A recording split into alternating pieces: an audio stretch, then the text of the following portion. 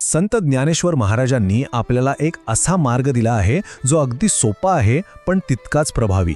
तो मार्ग म्हणजे हरिपाठ. आज आपण हरिपाठातल्या पहिल्याच अभंगाचा सखोल अर्थ समजून घेणार आहोत. खरं तर हा एक अभंग जरी समजला तरी मुक्तीचा मार्ग आपल्यासाठी खुला होतो. चला तर मग हा दिव्य प्रवास सुरू करूया. हा आहे तो अभंग. बघा, फक्त 4 ओळींची ही रचना आहे, पण काय सांगू, यात जणू काही संपूर्ण अध्यात्माचं सारच सामावलेलं आहे. आपण आता यातली एक एक ओळ घेऊ आणि तिचा अर्थ उलगडून पाहू. तर सुरुवात करूया पहिल्या ओळीपासून. देवाचीये द्वारी उभा क्षणभरी, तेणे मुक्तीचारी साधी येल्या. ही एकच ओळ खरं सांगायचं तर संपूर्ण हरिपाठाचं हृदय आहे. माऊलींनी आपल्याला दिलेलं हे एक मोठं आश्वासनच आहे.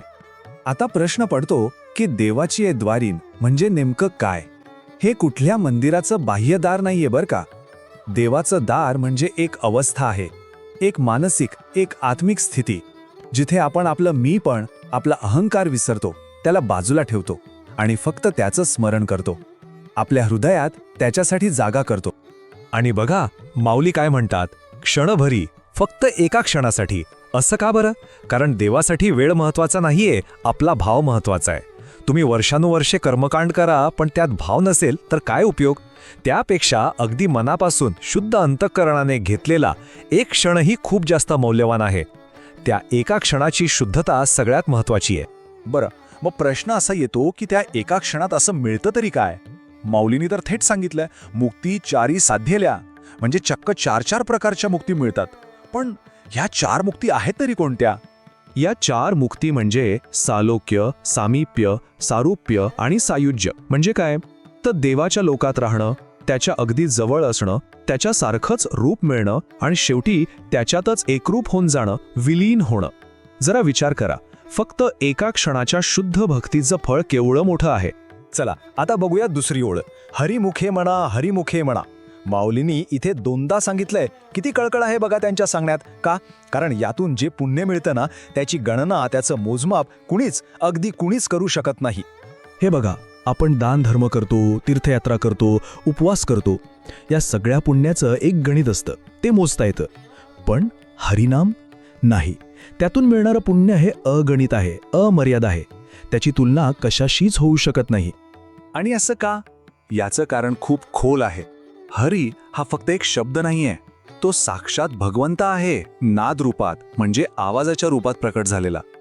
त्यामुळे जेव्हा आपण हरी म्हणतो तेव्हा आपण थेट त्या परमात्म्याशी जोडले जातो, कनेक्ट होतो.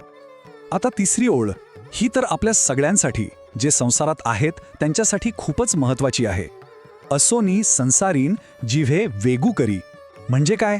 तर संसारात राहूनच, आपलं कामधंदा सांभाळूनच आपल्या जिभेला नामस्मरणाची सवय लावा, तिला वेग द्या. यावरून आपल्या मनात नेहमी एक प्रश्न येतो नाही का, की अरे, देवदेव करायचं असेल तर संसार सोडावा लागतो का? घरदार सोडून कुठेतरी लांब जावं लागतं का? पण माऊलींचं उत्तर आहे का? ते एकदम क्रांतिकारी आहे. ते म्हणतात, अजिबात नाही, काहीही सोडायची गरज नाही. तुमची सगळ्यात मोठी साधना तुमच्या घरातच, तुमची रोजची कामं करता करता होऊ शकते. यापेक्षा सोपं अजून काय पाहिजे? आणि गंमत म्हणजे हे फक्त माऊली नाही सांगत आहेत. ते काय म्हणतात बघा, वेदशास्त्र उभारी बाह्या सदा.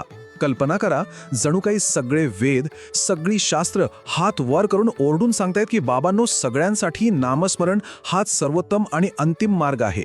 आता याच्यावर शिक्कामोर्तब करायला अजून काय पाहिजे नाही? आणि आता येतोय शेवटचा आणि निर्णायक मुद्दा, चौथी ओळ. ज्ञानदेव म्हणे व्यासाची या खुणा, द्वारकेचा राणा पांडवांघरी.